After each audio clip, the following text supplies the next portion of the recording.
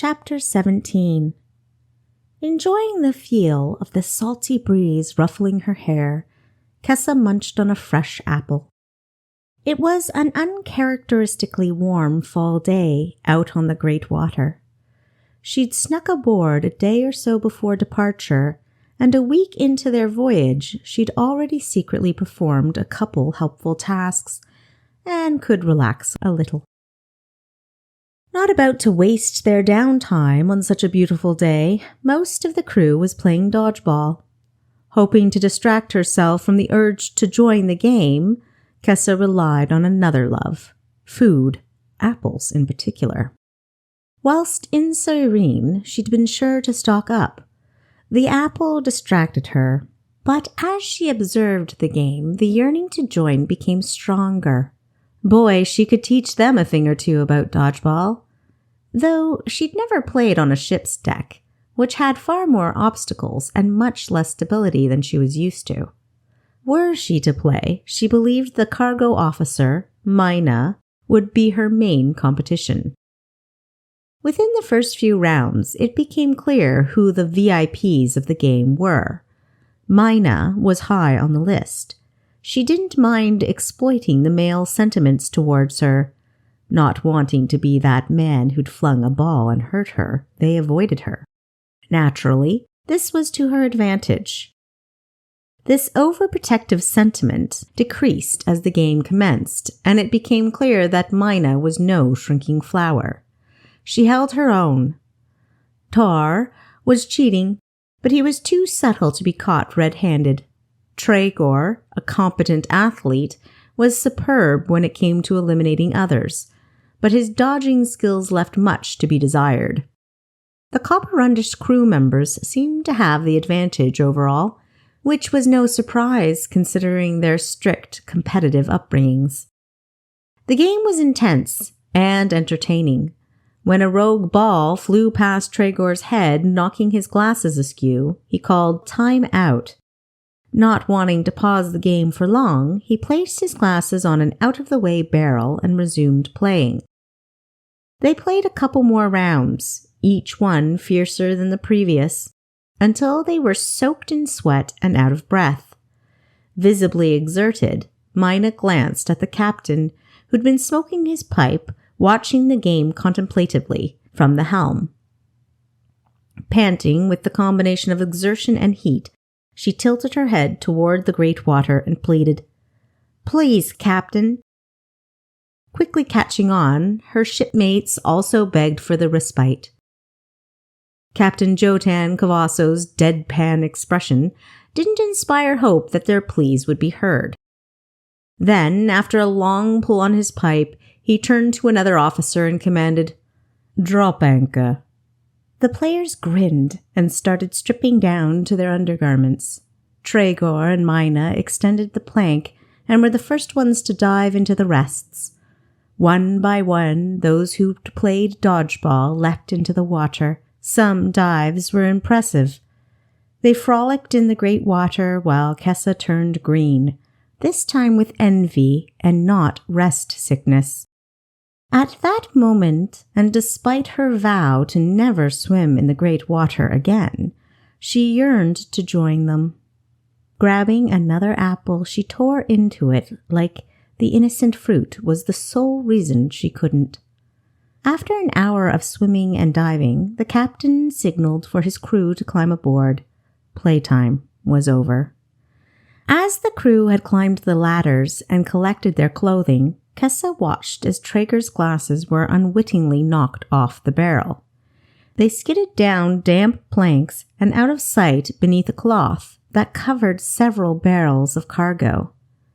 Delighted at the opportunity, Kessa memorized their location. If they weren't found by a member of the crew, returning Traegor's glasses would be another marble in her jar of good deeds. A big marble. Each good deed would endear her to the crew and make her destitute stowaway story more palatable were she discovered. Dried off and ready to commence their duties, the crew informed the captain that all were accounted for. Cavasso ordered the anchor lifted, and the sails adjusted for maximum wind usage. "My glasses!" Traeger cried, searching the area surrounding the barrel he'd put them on. A couple shipmates helped him search, in vain. Several minutes had passed, and he'd begun to panic when the captain wisely ordered, "Traeger, take the wheel." Panic wouldn't find Traeger's glasses. He needed a task to occupy his mind until, inevitably, his glasses were found or replaced. Captain Cavasso, like Kessa, had deduced that Traeger relied on his glasses far too much. They were more of a crutch than a required tool. His eyesight only seemed weak when it came to reading up close, which he didn't need to do often. Still, like a fussy baby without its rattle, Traeger was uneasy for the rest of his shift. The sun set, stroking the sky with golds, oranges, and reds. Kessa rarely saw sunrises and sunsets as beautiful as those seen on the great water. Granted, most of her life she was rarely awake during sunrise, nor had she paid much attention to sunsets. As a stowaway, she had the time. The moon was high in the sky, slightly veiled by wisps of cloud, and most of the crew had retired for the night when Kessa sneakily retrieved Traeger's glasses. She wanted to put them in a conspicuous spot where he would wake up to them. Since he slept in crew quarters, it was risky. Not all members of the crew slept like babies. Plus, there were shift changes, which meant not everyone was asleep at the same time. Difficult, yes, but she managed it. And when Traeger awoke to find his glasses on his nightstand, he was overjoyed. As soon as he was washed and dressed, he began questioning the crew about who had returned them. No one took credit, and no one could say how they'd been found. Traeger was standing next to the captain contemplating the mystery when Myna suggested, "I think we have a helpful water sprite on board, Captain." Traeger shook his head, the corner of his lip curling as he declared, "There's no such thing." "And restrooks are just creatures of legend," Myna chuckled. "I still think something else is going on." He focused his enlarged eyes on Myna speculatively. "Something not supernatural, and I'm going to prove it." Myna simply smiled, and Kessa, who was hiding nearby, mouthed the words, "Challenge accepted." Over the next couple of days, Kessa and Traeger played cat and mouse. Both clever and crafty, it made for a fun game, though Traeger took it far too seriously, especially when Captain Cavasso finally admitted he'd been playing chess with Myna's water sprite since Traeger had begun his investigation. "Why didn't you tell me immediately, sir?" Traeger whined, as though he'd been stabbed in the back. "I wanted to see what sort of intellect our stowaway has," the captain replied in his rich tenor. Traeger's already amplified eyes grew larger prior to blinking rapidly. "You think we have a stowaway on board?" Kessa resisted the urge to laugh as she guessed what Traeger was thinking. How could we have missed that? "I've suspected as much for a while," the captain said quietly. "Don't tell me you bought into my water sprite notion, Traeger," Myna quipped, her eyes gleaming. Adjusting his glasses, which had shifted during his blinkathon, Traeger explained, "I thought a member or members of the crew were playing pranks." "Plausible," Captain Jotan allowed, "but that doesn't explain Chef and Sherry's leftovers diminishing considerably." Traeger looked at the captain in shock. "Did Chef or Cherry tell you that?" "It's often the simple things that reveal the most, Traeger. I keep an eye out for such things." "Why didn't you share your concerns with me?" Stuffing his pipe and lighting it, the captain puffed a bit before answering. "Because I wasn't concerned. Our stowaway is intelligent, resourceful, and helpful. Choosing to board a strange vessel illegally would have been done with due thought, and, most likely in the direst of circumstances, I don't believe it's a permanent arrangement.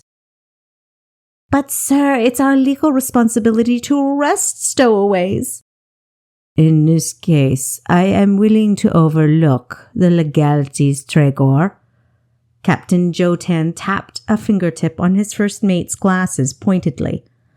And you should be also. Defeated, Tregor sagged into a relaxed posture. At least he had a logical explanation for his mystery, which was a load off his shoulders.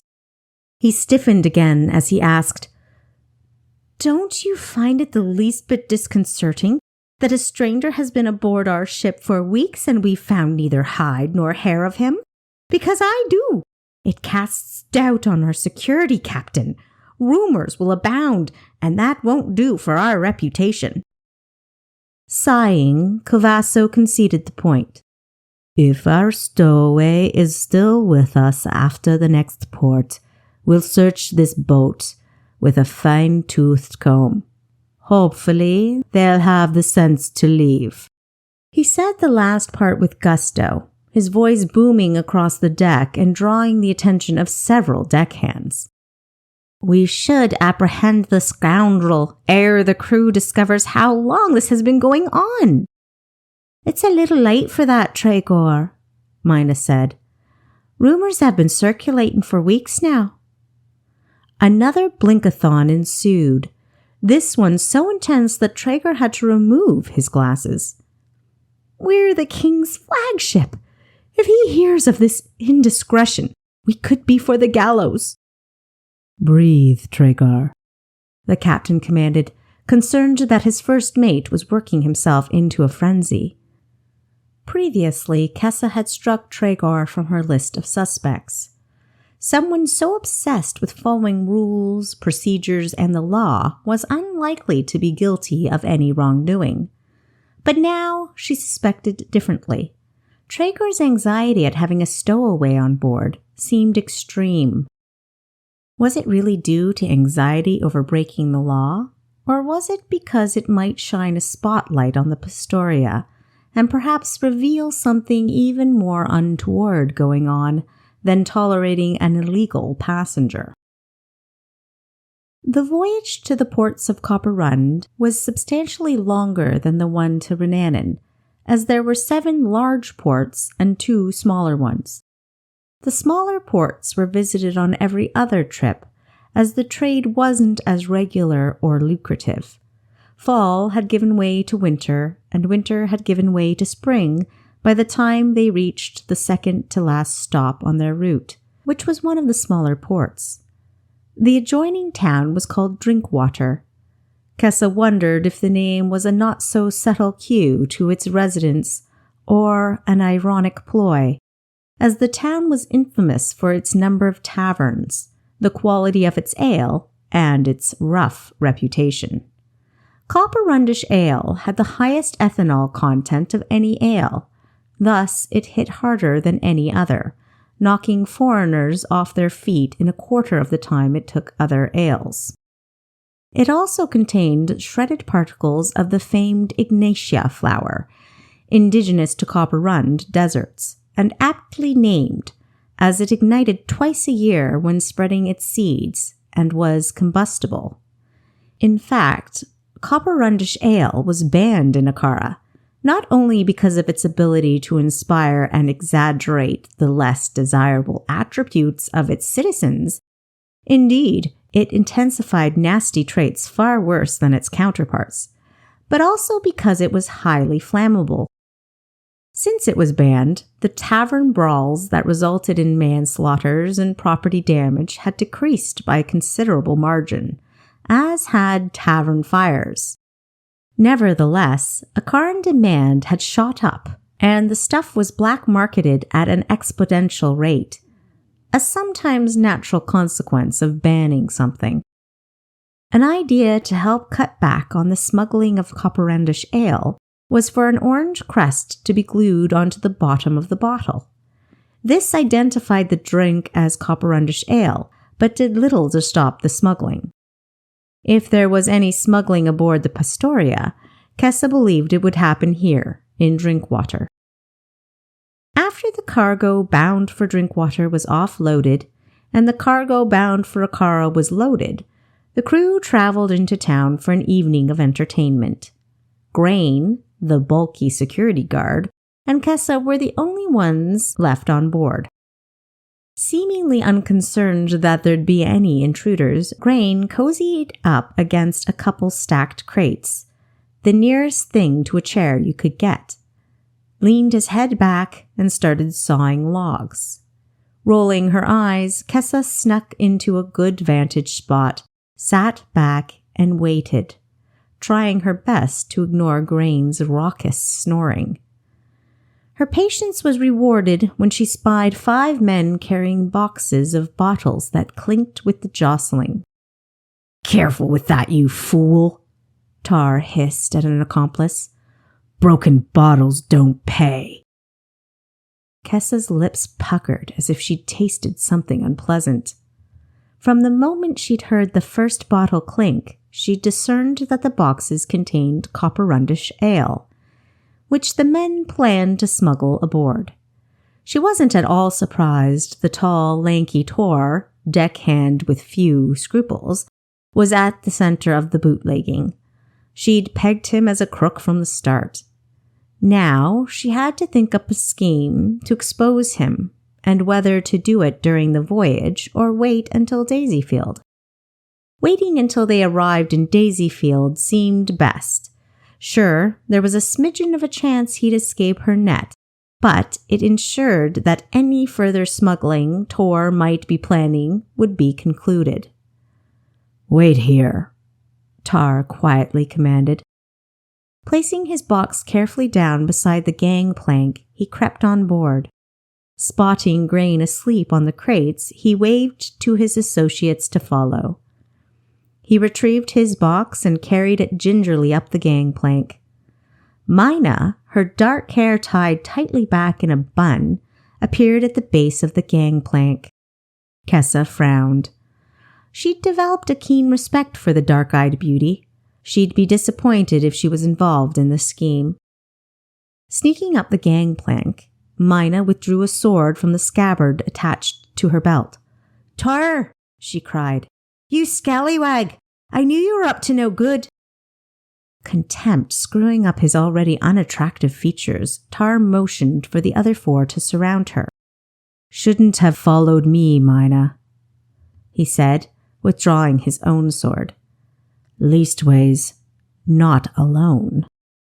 Myna's grip on her sword tightened as she surveyed her situation. She was outnumbered 5-1. Even if she was a superb sword fighter, the odds weren't in her favor. Swords clashed. Surprised that the commotion hadn't woken Grain, Kessa crept around the back of the crates and bumped the one he was leaning against. Grain stirred. Noticing him, Myna called his name as she climbed atop a crate to gain a better vantage. Swiping her sword across the chest of her closest opponent, she watched him falter. Seeing he was wounded, his associates shoved him aside without a care for his well-being and competed for the next opportunity to strike the female cargo officer. Kessa jostled the large crate Grain was sleeping on, wondering if his sleep was unnatural. It was odd that he hadn't been roused by now. Perhaps Taur had drugged him. She slammed against the crate a final time. "What in the name of the kingdom?" Grain griped as he shook off the shreds of sleep and climbed to his feet. Myna kicked Taur in the face, knocking him backward. Sparing a second to glance at Grain, she wounded another smuggler with a quick flash of her sword. "These men are smuggling illegal ale aboard, Grain." "Taur's involved," she shouted furiously as she fought a foe that had leapt onto the crate next to her. Parrying her sword blow, the smuggler punched her. Spinning with the impact, she lost her footing and fell off the crate with a painful thud. Leaping up, she brandished her sword, forcing her attackers to back off. Although she fought bravely and with skill, it was clear she wasn't a seasoned fighter, and the conflict was taking its toll. Her chest was heaving with exertion, her limbs were trembling, and it looked like the strength to hold up her sword was expiring. She wiped the blood away from her nose as more streamed out. Kessa was relieved when Grain jumped to Myna's side, facing Taur down. "Give up, Taur," Myna said, her own relief underlined in her tone of voice. "Poor Myna," Taur tisked. "What a shame." In that instant, Grain grabbed Myna and put his dagger to her throat. She made a sound that encapsulated the complete despair she felt in that instant. Kessa empathized. Taur pointed to the boxes on the deck and motioned for them to be moved to the smuggling hold. "What are you waiting for, Grain?" Taur asked, glancing at the hulky man as he took in the scent of the woman he held. "Kill her already. Toss her body into the wrests. Weigh it down first." Grain's hand slithered over Myna's chest offensively. "Can't we have some fun with her first? No one will be back for hours."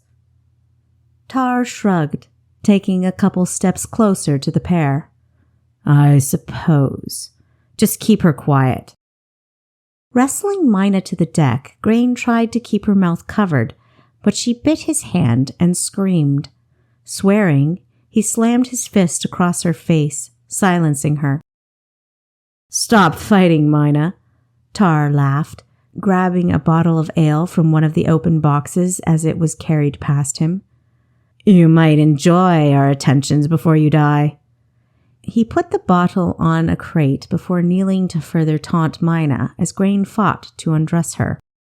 Flares rocketed into the sky, lighting it up with bright sparks and shattering the evening's silence with deafening booms. His face darting upwards, Taur cursed. "Ash be doomed!"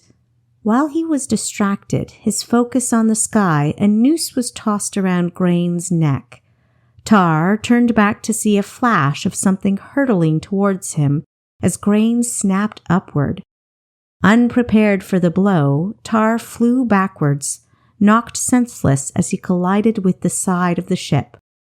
Landing a few feet from him, Kessa tied the rope she'd used dually as a pendulum and a noose to a beam.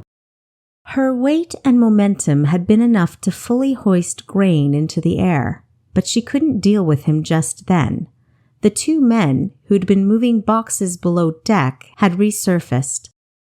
Whipping her dagger at one, Kessa launched herself at the other.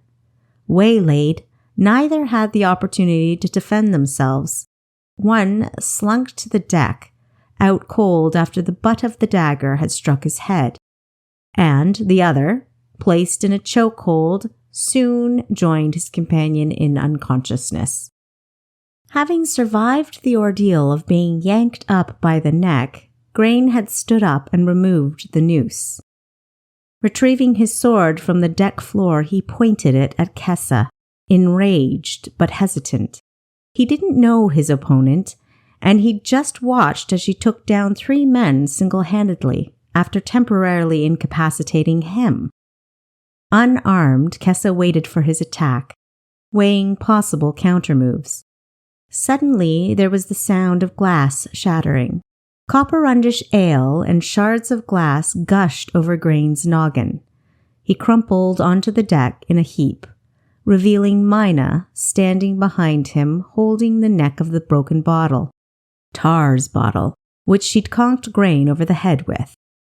Seizing her dagger from the deck, Kessa thrust it into the slot on her belt, winked at Myna, who was standing over Grain, and rushed to the gangplank to confirm that help was on the way.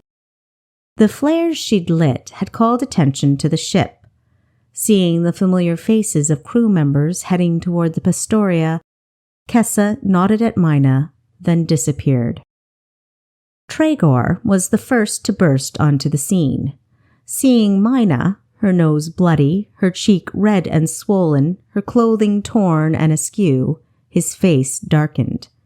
He glanced at grain beneath her boot before offering her his handkerchief and asking if she was okay. Great Athalos, Myna.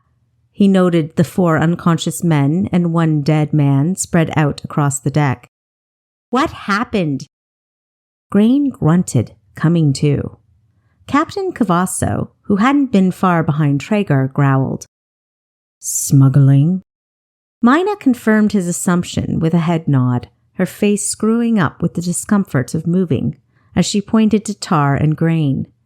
Sweeping over the deck like a tidal wave, members of the crew had the smugglers rounded up and detained lickety-split. Grain was involved. The captain seemed genuinely surprised. That is disappointing. He glared at the bulky man, who had never seemed smaller. Fulton. The captain motioned to 3 copperendish men that Kessa assumed were drinkwater port guards. Help our friends here unburden us of these 4 bootleggers and any illegal cargo. He glared at Taur and Grain. These 2 are for Daisy Field authorities. Why in the name of Great Ash would you take them on alone, Myna? Traeger demanded.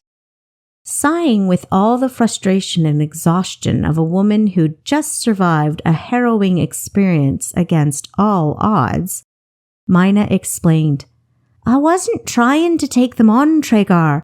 I was coming back to the ship to sleep when I discovered Taur carrying a suspicious box on board. I thought he was alone. I'd hoped Grain would help, but he was a collaborator. Feeling bad for his accusation, Traeger commented, And you took all 6 of them out on your own. Impressive. Her expression tightening and her countenance shifty, Myna shook her head. Someone helped you? Although the 3 guards from Drinkwater appeared preoccupied with their task of identifying and removing the copperendish ale that had been smuggled aboard, it was clear their ears were perked for any pertinent tidbits. Myna was torn between being honest and not wanting to throw her savior under the boat, so to speak. If she revealed it was the stowaway that had helped, the stowaway would be apprehended and arrested. Stuttering a bit, she replied in a wispy voice, I can't say. She hoped they'd believe it was due to her memory being affected by the ordeal, rather than her ethics. The captain crooked his head to the side, a twinkle in his eye that betrayed he'd come to his own conclusion, the right one. Behind dark-rimmed glasses, Traeger's eyes narrowed. Clearly, he'd come to the same conclusion as Cavasso, that the stowaway was involved. He was not as calm about it as the captain, however. Traeger, make sure that our traitors are locked up good and tight. Wendy, Belinda. Cavasso called 2 female members of the crew over. Please, help Myna clean up and care for her needs. The rest of you, we set sail at dawn. I suggest you see to your duties and get a good night's rest. Some of the crew grumbled, those who'd over-imbibed specifically. They weren't originally scheduled to leave so early. The morning was going to be rough. Over the next 2 weeks, whilst traveling to the last trade port, Kessa continued to play cat and mouse with Traeger, who seemed more determined than ever to discover her. The last trade port was significantly less eventful than the previous one, and after a brief sojourn there, the Pastoria started its voyage home. Summer arrived. Kessa celebrated turning 16 by finally checkmating Captain Cavasso anonymously.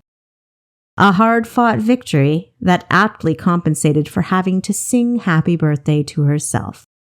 Traeger had been sidetracked from his quest to find the stowaway.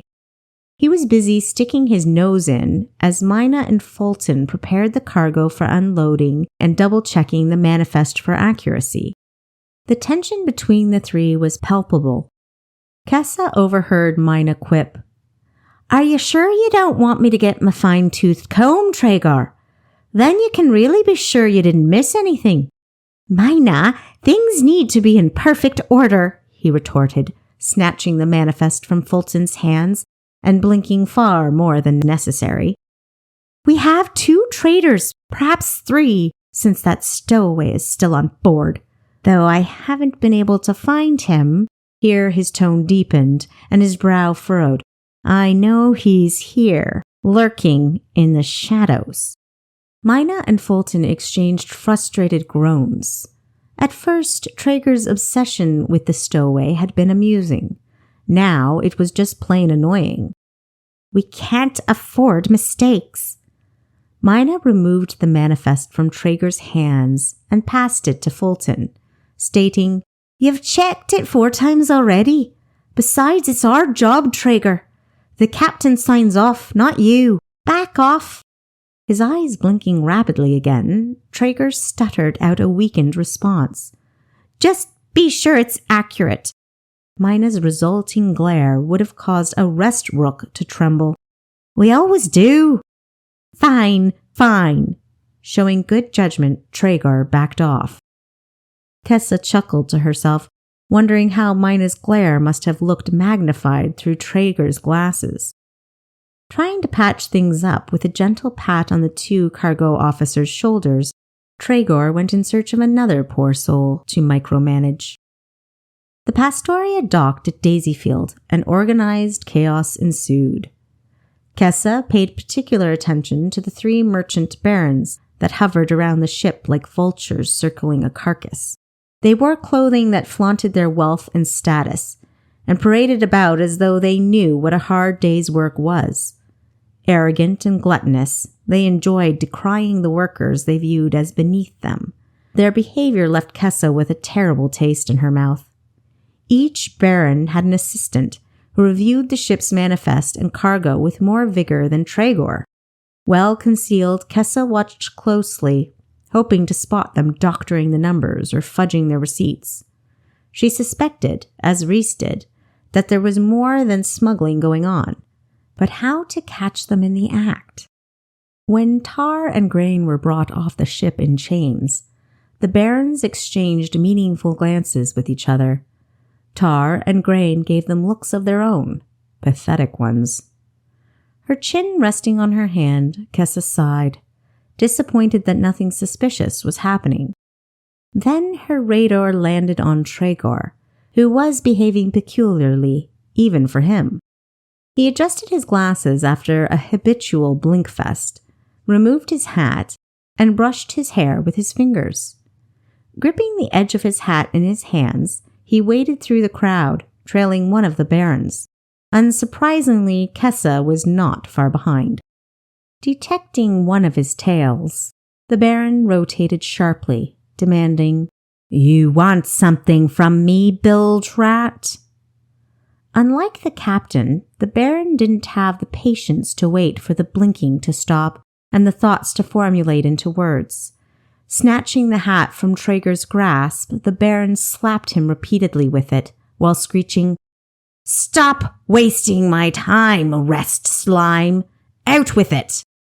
Sir, Traeger squeaked, as he knelt to pick up his hat, which the baron had dropped at his feet. I thought it incumbent, given the arrest of 2 smugglers, to inform you that I discovered some discrepancies in past paperwork. An evil glint flashed in the baron's eyes, and he became very still. Avoiding looking at the baron, Traeger stumbled over his next words. Something nefarious is happening, sir. Perhaps your assistants were in league with... His entire demeanor transforming to one of concerned benevolence. The baron wrapped his arm around Traeger's shoulder. You were right to come to me with this, young man. He shuffled Traeger off behind a tower of stacked crates. Please, tell me about these discrepancies. Traeger began to describe what he'd noticed, but a deafening crash and a couple shrill screams interrupted him. Remaining as hidden as possible, Kessa rushed over to where several iron-reinforced crates that had been stacked had mysteriously fallen. It was not a pretty sight. The crates were smashed, their various cargoes spilled among the rubble. That wasn't what caused Kessa's hand to fly to her mouth in horror. Partially buried in the debris was Taur's mangled body. Blood leaked rapidly from underneath the wreckage. 5 strong men heaved an intact crate off Grain. His head had been crushed to a bloody pulp. The guard who'd been escorting him had shared a similar fate, though not as gruesome. Taur's guard had been fortunate enough to see the crates toppling and jumped out of the way, but not without injury. Dazed and nursing his broken leg, he was explaining how he'd attempted to pull Taur to safety, but was unsuccessful. Additional guards arrived to a frenzied crowd, with more than a couple wailers, fainters, and vomiters. After the crowd was removed, the witnesses were adequately subdued, and the bodies were covered with cloths, the discussion about what happened arose. Fulton and Myna were grilled. Both insisted that this couldn't have been an unfortunate accident, as some witnesses were speculating. "You must accept that it's possible, with all the movement, that the crates were jostled or shifted," one of the barons, the less rotund of the 3, was saying emphatically. "With respect," Myna said, making a valiant effort to maintain her calm. "We've been stacking cargo for years. We know what we were doing. They don't get jostled. They don't shift. Nothing like this has ever happened before." "Doesn't mean it—" "This was no accident," Myna said irrefutably. "Those crates were pushed on purpose." "I trust my cargo officers, Baron Lestroy," Captain Cavasso backed up Myna with just as much irrefutability. Baron Lestroy, the less rotund one, folded his arms, unable to continue his argument convincingly. "I know exactly what happened," a voice called from behind them. Turning, everyone beheld Baron Hastil, the Baron Kessa had seen Traeger talking with, dragging the first mate towards them. Anticipating what was about to happen, Kessa snuck away. She needed a convincing disguise, and fast. Having succeeded in throwing a costume together, she returned to hear Baron Hastil bellowing, "I don't care about his character or position. I saw him and a couple others running from the incident. Guilty as a fox in a chicken coop. I caught him. The others got away. But I'm sure, given the proper motivation, he'll give up his accomplices. Guards, take him into custody." "Clever villains," Kessa hissed under her breath, her lip curling in contempt. These barons were the guilty ones, but now it was clear to see why they hadn't been caught. They knew how to cover their tracks, and their instincts, though malevolent, were first-rate. The crates falling onto Taur and Grain was no mere accident. It was murder, plain and simple, the Baron's contingency plan, should any of their co-conspirators get caught. Taur and Grain had to be eliminated, or their scheme risked being exposed. Baron Hastil, aware that the accident was about to happen, had pulled Traeger, who'd unwittingly trusted the viper in the nest, aside to a secluded area. Traeger would have no witnesses to clear his name when Baron Hastil implicated him in the crime. This was doubly useful. Not only did the Baron provide an explanation for the crates falling, but he also destroyed Traeger's reputability. If Traeger said even one thing about the discrepancies he discovered in the paperwork, it would seem like he was just casting shade on his accuser. No one would take him seriously, and the paperwork would inexplicably disappear before investigation, of course. What possible motive would Traeger have to kill these men? The captain demanded, desperation hedging his tone. Revenge? Complicity? How should I know his motives? All I know is what I saw. Take this murdering scum away, Hostile ordered. Pale as an iceberg in the moonlight, Traeger rapidly shook his head, refuting his guilt profoundly.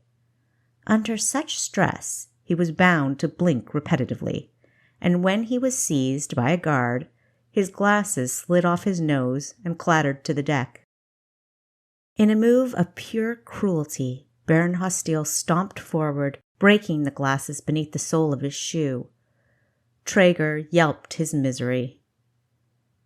"Now hold on just a minute," Captain Jotan interjected, blocking the guard's movement with his outstretched arm. Ever astute, the captain knew this plot smelt foul from the get-go. "You don't want to be accused of trying to hinder justice, do you, Cavasso?" Hostile's venom might as well have been injected into the captain's bloodstream.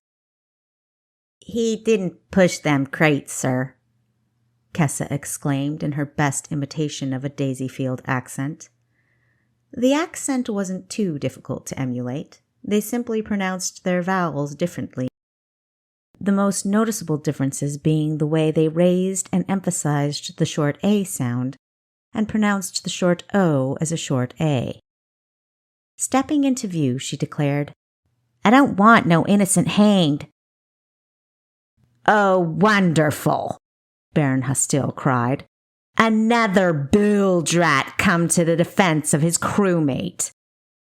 Kessa was pleased her disguise had worked. She tucked her hair into a scroungy cap and smeared dirt on her face. Her clothing was already tatty and hadn't been washed for a while. This fact, which had bothered and shamed her, had ended up being to her advantage. She wasn't going for a male appearance, but all the better if they thought she was a boy. "Not a crewmate. Don't even know him. I don't go on the boats." "Explain yourself, boy," the guard snapped impatiently. "Quickly, or I'll smack you for impudence." "Impudence?" Kessa pretended to be ignorant of the word's meaning. Hostile didn't mind making good on the guard's threat himself. He slapped Kessa hard. "Get out of here, or I'll have you arrested too, you scoundrel." He was hoping to intimidate her into silence. Of course, he feared her story. He couldn't be sure there were no witnesses to his discussion with Traeger, and he didn't want that detail coming out. But he didn't know who he was dealing with. Besides, Kessa didn't plan to reveal what the Baron and Traeger were conversing about at the time of the murder. She didn't want to leave Hostile with any wiggle room. "How do you know this man is innocent?" the guard asked again. "He's wasting our time. He knows nothing," Baron Hostile snapped, swinging his hand for another slap, but the captain's arm intercepted his strike. "Excuse me," Captain Cavasso said with only a hint of malice. "But you don't want to be accused of hindering justice, do you, Hostile?" If looks could kill, the captain would have dropped dead in that instant. Luckily, though, Hostile didn't have that power. "Don't be afraid, boy. Go ahead and tell us what you know." Pretending to warm to the captain, well, maybe it wasn't pretending, Kessa, her cheeks stinging, stated, "He didn't push no crates. When they fell, he was chatting up Miss Hostile behind a different couple of crates." She pointed to the crates, which were a ways from the scene. "Looked on real friendly terms, they did. She had her arm around him and everything." Kessa couldn't have asked for a better reaction from Baron Hostile if she, herself, had been his puppeteer. Multiple micro-expressions rushed across his plump face, first shock, and then a combination of anger and embarrassment. He was stunned into a very revealing silence. Having studied each baron extensively before her mission, Kessa was aware that Baron Hostile's daughter had the reputation of being quite flirtatious, principally with the dock workers and sailors. The Baron had tried desperately to eradicate this reputation, even forbidding his daughter from going anywhere near the docks. Taking a page from Baron Hostile's own playbook, Kessa had used this information to cast doubt on the reputability of his story, effectively and figuratively hog-tying him. If he denied it, the others would wonder if he was merely protecting his daughter's honor. Additionally, they'd question his motives for handing Tregor in the first place. Was it because he'd discovered Tregor with his daughter and wanted the young man to pay for his audacity? Ultimately, Kessa hoped to unhinge the Baron enough to goad an outright confession.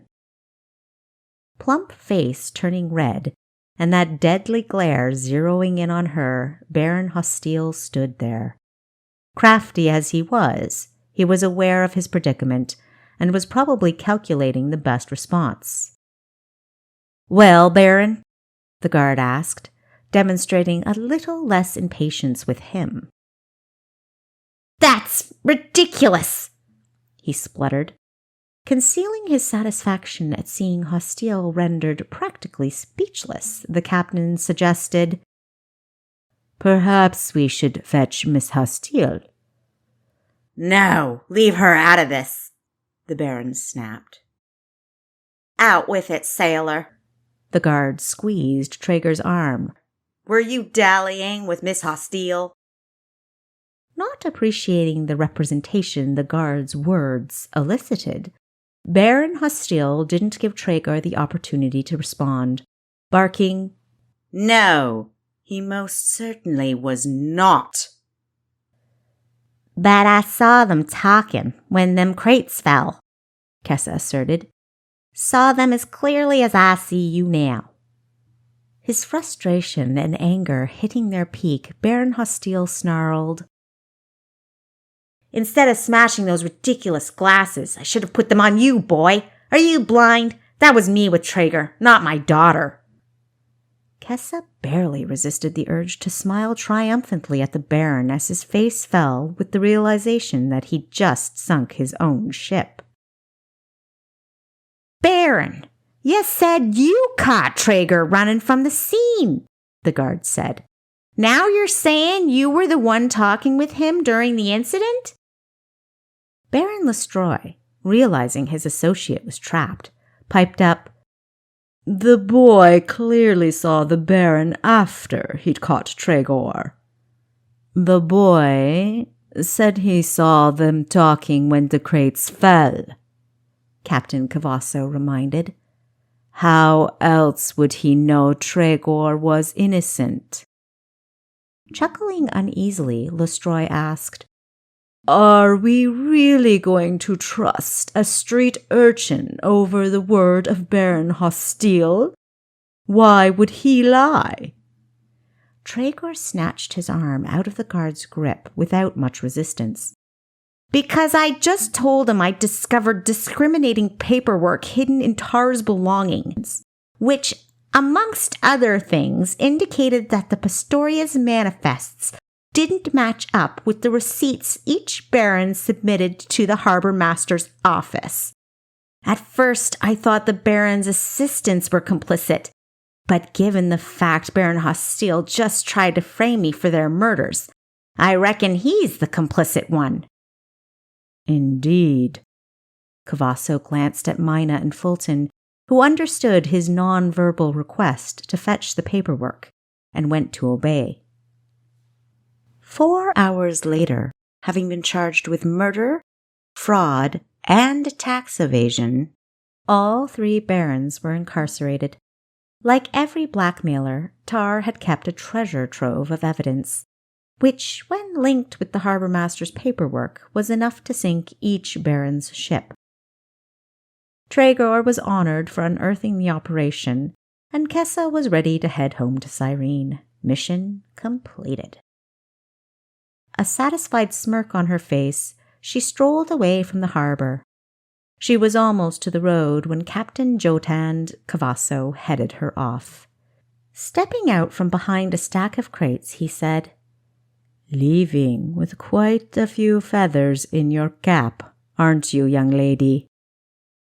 The blithe note in his voice matched the twinkle in his eyes. "I suppose you won't be back to challenge me to another chess match." Kessa halted in her tracks. Wide-eyed, she peered at the intelligent man she'd developed a great respect for. She was still in her disguise, so, given his referring to her as a young lady, it was a safe bet he'd seen right through it from the beginning. Furthermore, he'd somehow pieced together that she was the Pastoria's mystery stowaway who'd played chess with him. Contemplating his at-ease demeanor, she wondered what to expect from this encounter. Removing his trusty pipe, the captain tapped it lightly against his palm and smiled without looking at her. "You think you can sneak around my ship for just a year without me knowing what you're doing there? The king's been sending his spies our way for years." Kessa's jaw dropped in surprise at his allegation. She couldn't help it. Her reaction provided the captain all the confirmation he required. "You aren't the first spy, but you're certainly the most effective, not to mention unique and resourceful." Sensing that revealing her secret wasn't Cavasso's aim, Kessa dropped the pretense. "Why, thank you, Captain." Stuffing the chamber of his pipe with dried leaves from a pouch, he said, "I can honestly say it's been a pleasure having you aboard my ship." He handed her his pipe to hold as he used his knife and flint to light it. Nodding his gratitude, he took the pipe back and puffed on it until smoke billowed. "I would be remiss if I didn't thank you for your services on board and for saving the lives of my first mate and my cargo officer. In your future endeavors, never question my assistance, should you need it." Touched, Kessa conveyed her own sincere gratitude. "All the best to you and your crew, Captain Cavasso." A handshake later, and the captain was heading back to the Pastoria, and Kessa continued on her way, the smirk now a full-blown smile.